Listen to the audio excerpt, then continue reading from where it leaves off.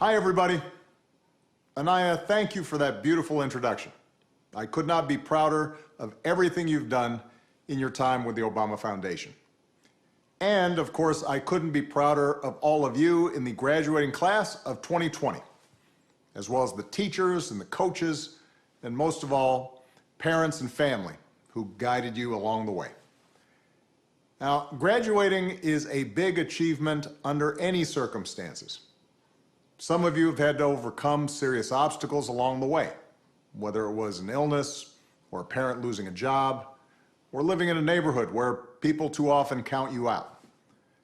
Along with the usual challenges of growing up, all of you have had to deal with the added pressures of social media, reports of school shootings, and the specter of climate change. And then, just as you're about to celebrate having made it through, just as you've been looking forward to proms and senior nights, graduation ceremonies, and let's face it, a whole bunch of parties, the world is turned upside down by a global pandemic.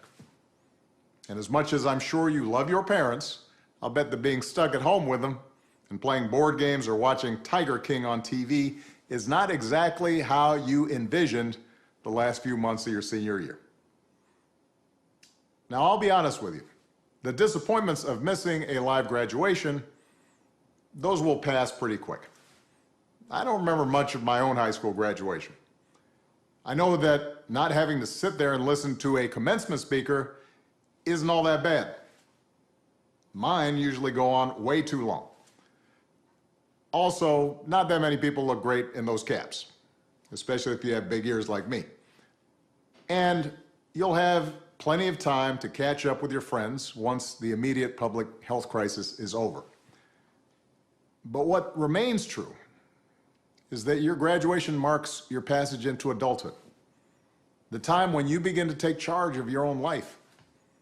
It's when you get to decide what's important to you, the kind of career you want to pursue, who you want to build a family with, the values you want to live by.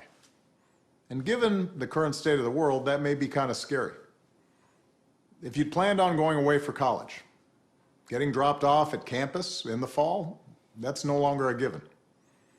If you are planning to work while going to school, finding that first job is going to be tougher. Even families that are relatively well off are dealing with massive uncertainty. Those who were struggling before, they're hanging on by a thread. All of which means that you're going to have to grow up faster than some generations. This pandemic has shaken up the status quo and laid bare a lot of our country's deep-seated problems, from massive economic inequality to ongoing racial disparities to a lack of basic health care for people who need it. It's woken a lot of young people up to the fact that the old ways of doing things just don't work. That it doesn't matter how much money you make if everyone around you is hungry and sick, and that our society and our democracy only work when we think not just about ourselves, but about each other. It's also pulled the curtain back on another hard truth, something that we all have to eventually accept once our childhood comes to an end. You know, all those adults that you used to think were in charge and knew what they were doing, turns out they don't have all the answers. A lot of them aren't even asking the right questions. So if the world's going to get better, it's going to be up to you. That realization may be kind of intimidating, but I hope it's also inspiring. With all the challenges this country faces right now, nobody can tell you, no, you're too young to understand, or this is how it's always been done. Because with so much uncertainty, with everything suddenly up for grabs, this is your generation's world to shape. Since I'm one of the old guys, I won't tell you what to do with this power that rests in your hands, but I'll leave you with 3 quick pieces of advice. First, don't be afraid. America's gone through tough times before.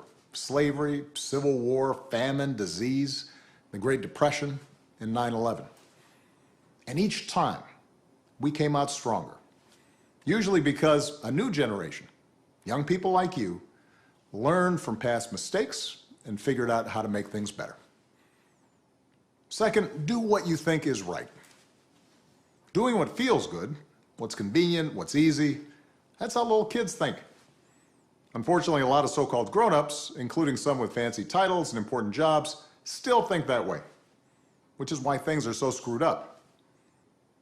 I hope that instead you decide to ground yourself in values that last, like honesty, hard work, responsibility, fairness, generosity, respect for others. You won't get it right every time. You'll make mistakes, like we all do. But if you listen to the truth that's inside yourself, even when it's hard, even when it's inconvenient, people will notice. They'll gravitate towards you. And you'll be part of the solution instead of part of the problem. And finally, build a community. No one does big things by themselves. Right now, when people are scared, it's easy to be cynical and say, let me just look out for myself, or my family, or people who look or think or pray like me. But if we're going to get through these difficult times, if we're going to create a world where everybody has opportunity to find a job and afford college, if we're going to save the environment and defeat future pandemics, then we're going to have to do it together. So be alive to one another's struggles. Stand up for one another's rights.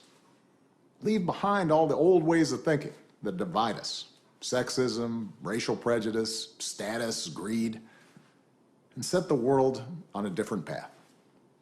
When you need help, Michelle and I have made it the mission of our foundation to give young people like you the skills and support to lead in your own communities and to connect you with other young leaders around the country and around the globe. But the truth is, you don't need us to tell you what to do, because in so many ways, you've already started to lead. Congratulations, class of 2020. Keep making us proud.